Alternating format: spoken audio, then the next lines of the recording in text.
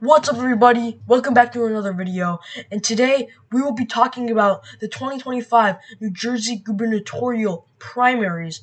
So, first of all, let me just talk about how I think a month ago, I said that I would be fully returning, but it was a pretty bland time, so I haven't been very active. I've been pretty lazy, to be fair, but today I think I'm going to post this on Saturday. I'm recording this on Friday night.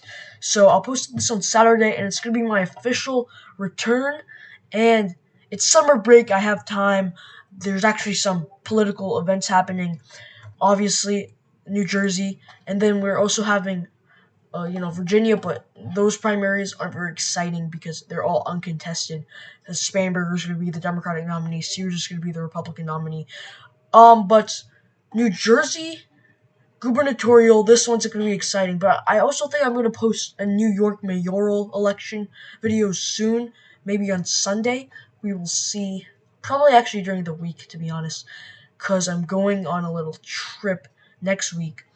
But let's just get into this video.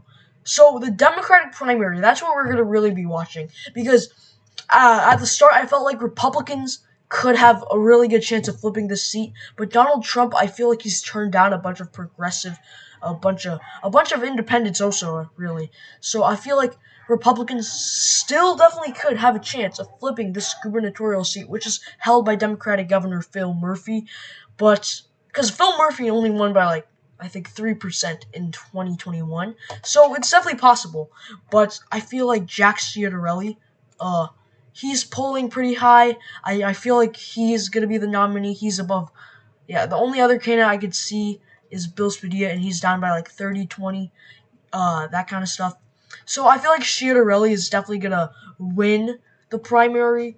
And then Ciattarelli was also the nominee in 2021. But I think Ciattarelli is not going to be able to have much of a chance this time. Maybe in 2029, who knows? But 2025 isn't that good of a year, because I feel like whichever party holds the presidency, I feel like gubernatorial elections usually favor the opposition. Anyways, let's talk about the Democratic primary, because that's what we're here for, right? So the candidates, the lineup here is quite stacked, to be fair. We have Ras Baraka, the mayor of Newark. He is definitely one of the more progressive candidates. He was arrested at an ICE facility for protesting, but he won't get charges. So I feel like that definitely pressed him up. I think he was arrested on May 12th, sorry. And the last poll, sorry, was May 11th to 13th, and he was polling at 11%, along with Stephen Fulop, the mayor of Jersey City, and Josh Gottheimer. I think he's definitely going to go up more since then. I feel like he's definitely gotten some support, more support, definitely, of more progressive voters that might be going for Mikey Sherrill in this poll, might be going for Stephen Fulop in this poll. And he's also been standing out as more of a progressive candidate, but also with Stephen Fulop in the debates. I feel like the mayors in this race, they're definitely more open about their positions on things, because they're trying to connect with their constituents already. I feel like Fulop is going to easily win Jersey City, the precincts there, and Ras Baraka is definitely going to win the precincts in Newark. So yeah, that's what I'm thinking right now. But Cheryl is up in a lot of polls. She's gotten. I'll talk about county endorsements in a sec. But Cheryl has won every single poll. She was up by 3, and yeah, that one was from 2024. But in the latest poll, she was up by 17. But there's still a big chunk of undecided voters that could, if it does swing towards one of these candidates, Baraka, Fulop, Gottheimer, even Spiller or Sweeney, they could come out and take the win. So that's very exciting. And in a bunch of polls, undecideds do make up a big chunk. But I do want to talk about the STEM site research poll. Only 1% undecided. And then Baraka, okay, no surprise, Mikey Sherrill was up at 31%. But Baraka was at 21%, followed by 19. Gottheimer actually loses 1% from a couple other polls at 10%, and then Spiller and Sweeney are at 9%. So I feel like if someone's gonna come out from the behind and beat Cheryl in this New Jersey primary, it's gonna be Baraka. But let's just first talk about the rest of these candidates first. I feel like most experience is maybe Stephen Sweeney. He served as the president of the New Jersey Senate from 2010 to 2022, and he has 20 years as a New Jersey state senator. So he's definitely experienced, but he's kind of fallen into obscurity since then. I feel like he definitely should have ran in 2021, maybe. Sean Spiller, I don't know how he's polling at 10%. He's the president of the New Jersey Education Association. Not exactly a big name, but he was also the former mayor of Montclair, which is located in Essex County. I think that's going to Cheryl. Mikey Cheryl, she's a representative in U.S. representative, New Jersey's 11th congressional district since 2019. She's fairly new, but still quite experienced. I think she's gonna be able to take a couple. No, she's gonna win. I feel like her positions on the thing. She's definitely not a progressive, but she's more moderate than Baraka, more than Fulop. But I feel like she's less centrist than Gottheimer. Speaking of Gottheimer, Josh Gottheimer, he's definitely more of the progressive candidate. Some might even call him a dino. But he's been serving in New Jersey's 5th since 2017. Definitely one of the more experienced ones. But Baraka's been serving as mayor of Newark since 2014. Fulop as mayor of Jersey City since 2013. So all of these candidates are pretty experienced. Maybe not Spiller, but I don't think. Yeah, his elected office isn't that big. But honestly, none of these candidates, I think, at this moment, if nominated, would lose to Schiaparelli. So there's a bunch of endorsements here. LaMonica McIver, yeah, I feel like Baraka definitely took more of the progressive representative endorsements. Fulop is someone got endorsements from yeah, Fulop. He can definitely pull in a good chunk of the vote. And also, I do want to talk about this the North and South divide here. That's a big thing. But Stephen Sweeney does also have endorsements from a couple representatives. But in the end, Mikey Cheryl, she has the endorsement chunk. She has endorsements from 3 New Jersey representatives, and also endorsement from Michigan Senator Alyssa Slotkin. Usually, in these kind of races, party members from outside of the state don't really endorse, but yeah, there are people pitching in for Cheryl from Michigan, Gina Raimondo from Rhode Island. Yeah.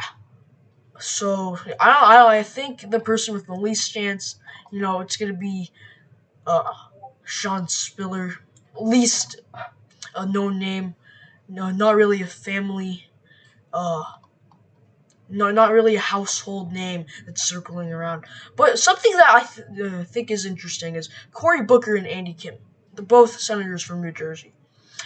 They haven't endorsed. Same with Rob Menendez, New Jersey's 8th. Donald Payne Jr., wow. He didn't endorse. He died in 2024. I don't know why he's on here, but that's interesting.